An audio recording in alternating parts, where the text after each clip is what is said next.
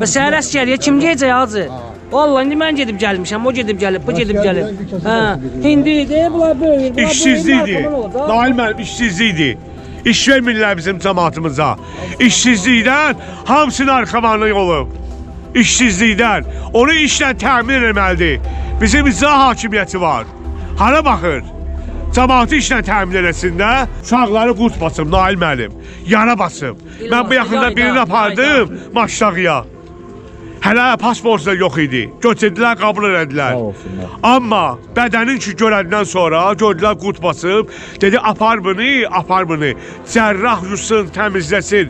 Təmiz eləsin, qanı təmiz olsun. Sonra götür gəlcinə biz onu müalicə eləyək. Siz nə deyə bilərsiniz? Kənddə necədir vəziyyət narkomaniya ilə bağlı? Narkomaniyaya qarşı yığışdırsalar fəal olar.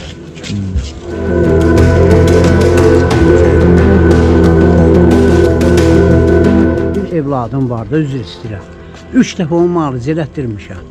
Türməyə düşüb. İndi bu evdədir. Mən 200 manat, 240 manat pensiya alıram. Ayda 300 manat ona pul verirəm. Gedib oğurluq eləməsin. Ceb kimdənsə dilənçilik eləməsin. Bazarmır ətrafı gəlir, çıxır çölə, hər 4 tərəfi onun narkomandır. Narkomandır, hər il. Mən ölürəm, Allah'ın da olsun güzaramız yoxdur evdə.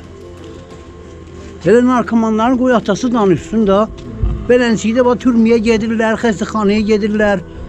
Amma belənçik danışıq olanda